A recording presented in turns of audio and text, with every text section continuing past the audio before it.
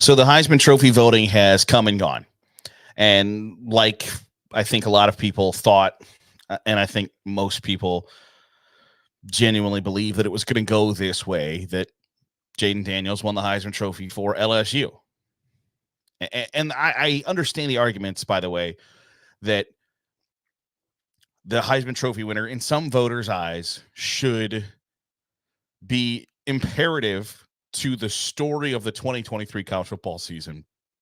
And Jaden Daniels doesn't fit that mold for them. And I get that.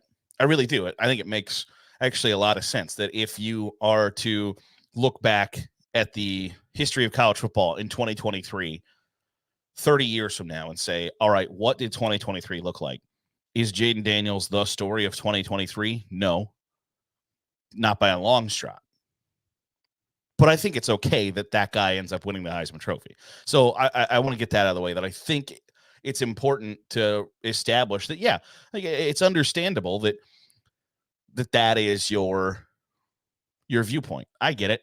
That's not the viewpoint I take on it, but I understand that thought process. And if you can defend your thought process, your logic, and I can go, all right, I see it. Like, it's like, the old high school math problem. Like, I don't necessarily care that you get the right answer as much as you can show me your work and show me how you got there. And in that instance, I can understand your work. That's fine. But I think there's an alternate question, thought process, etc., about the way the Heisman Trophy was won. And we're going to get to that in a second. But I do have to just brag for a hot second. On August 31st, right before week 0 happened, I went back and I named who I thought was going to win the conference championships in each conference, who was going to play in the college football playoff, the New Year's Six, etc.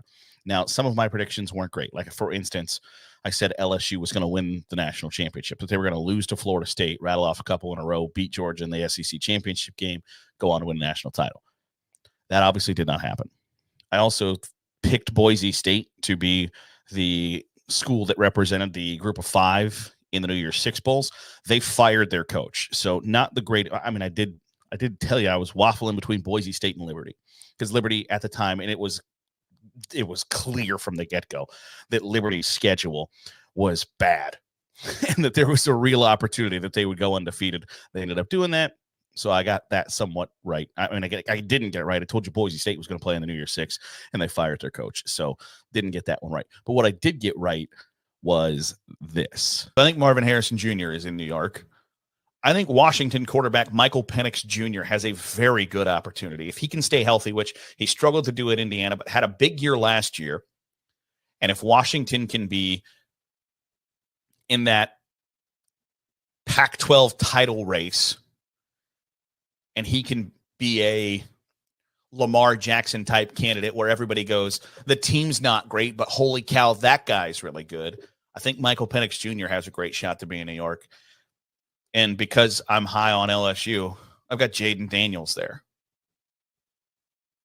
And I've got Jaden Daniels winning the Heisman Trophy.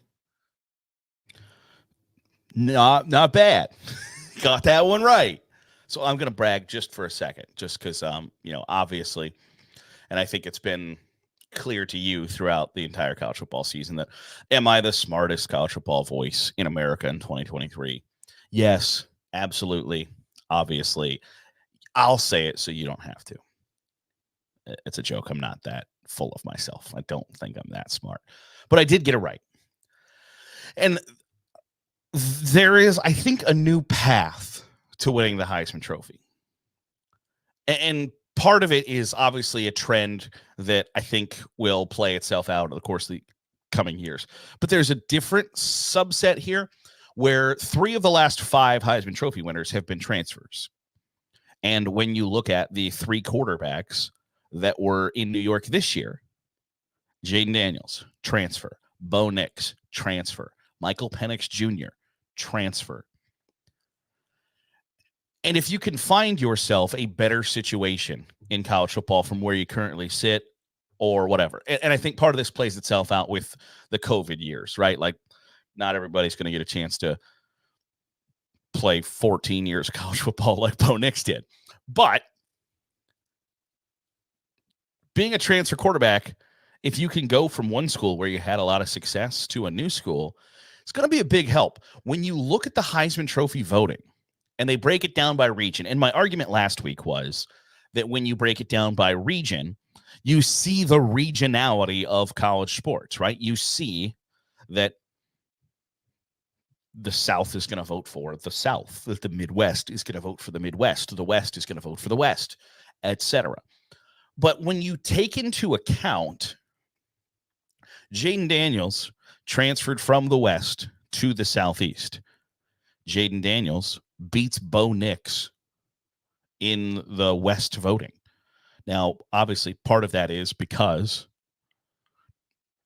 the consensus was he was the best player in college football. Michael Penix Jr. won the West, right? That makes sense. Michael Penix Jr. played in the West. Jayden Daniels used to play in the West before he transferred to LSU. He finishes second. Michael Penix Jr., for instance. And I think part of this is because there were some increased eyeballs on USC, UCLA, Oregon, and Washington. Not only nationally, because Washington and Oregon were very good. UCLA brings back Chip Kelly and is joining the Big Ten. And USC brought back the reigning Heisman Trophy winner. There were some increased eyeballs there, not just because they were good and relevant, but because they were moving to the Big Ten. So I think there were people in the Big Ten who were watching more Washington and Oregon games, more UCLA and USC games. Michael Penix Jr. won the Midwest. One, for one reason, because Washington was good, relevant, interesting, and they're coming to the Big Ten. But two, Michael Penix Jr. played at Indiana. He made a name for himself, taking the Hoosiers to heights that they had not seen for a while, kind of single-handedly. So when you look at that, you look at, okay, Michael Penix Jr. played in the Midwest, went to the West. He now wins the Midwest and wins the West, 2 of the 5 regions, the 6 regions. It's a big deal. Now, it was a somewhat comfortable win for Jayden Daniels. Far and away, got the most first-place votes. He had 500 first-place votes compared to 292 for Michael Penix Jr. It was not really in question of who was going to win that trophy Saturday night. I don't think it was in question of how they were going to finish 1 through 4, frankly.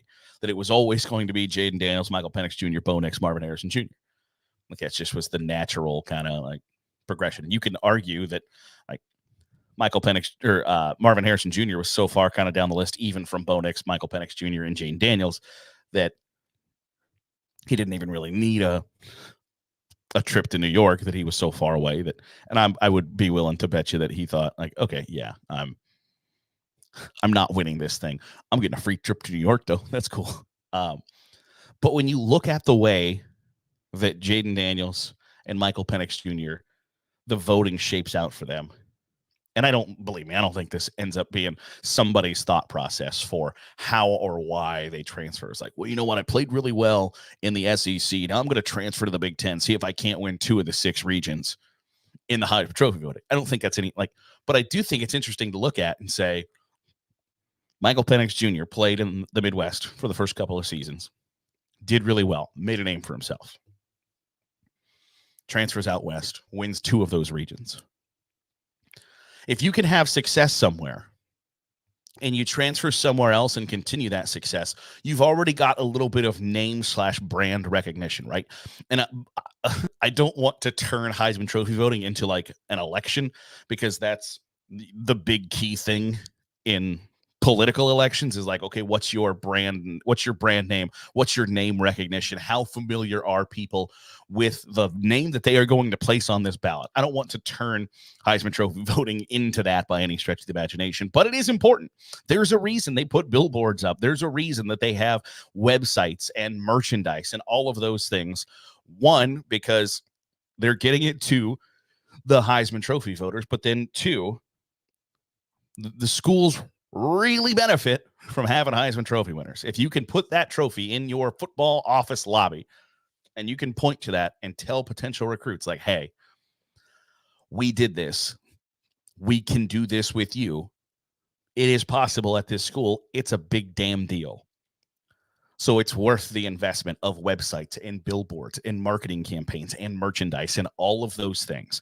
But if you are an established quarterback and you can move to another high-profile institution and lead them to a bit of success, or take a smaller Power 5 school and put them in a conference championship game or in the playoff discussion, you're already pretty far ahead of the game in terms of winning that trophy. Like it or not, that's just the way the cookie has crumbled. If you can take somebody a little farther than they think they should be, Washington, Indiana, and you can move them up the hierarchy, people take that into account. And it's the same thing in coaching circles. If you can win at certain institutions, the idea becomes you can probably win damn near anywhere. If you can put a winning product on the field at Indiana, how are you not going to struggle at Florida? If you can win at Kansas, you can probably win at Notre Dame.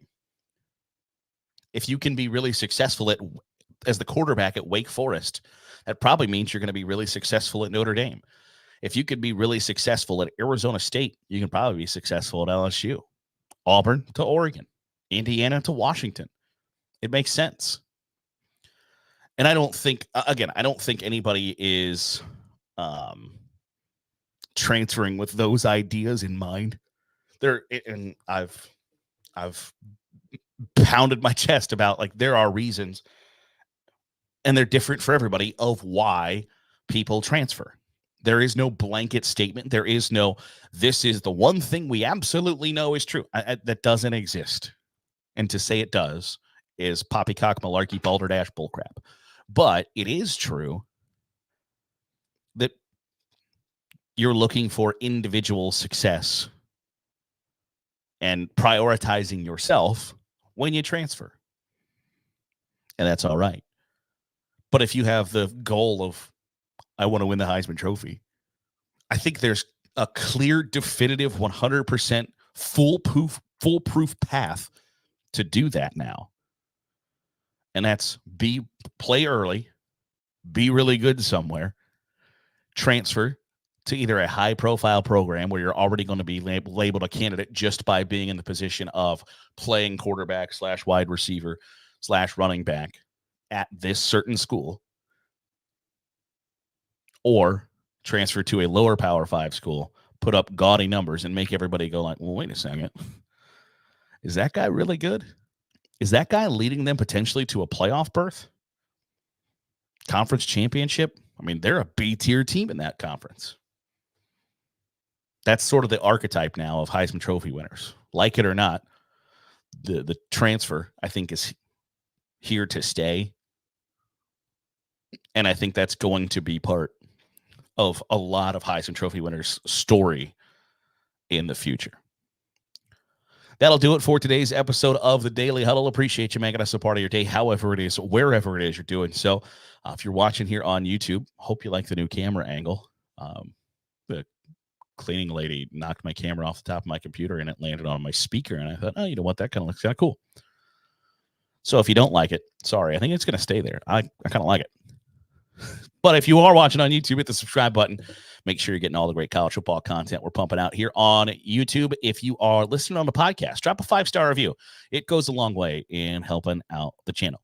We'll see you back here tomorrow. Same bad time, same bad channel here on the Daily Huddle with Saturday Glory.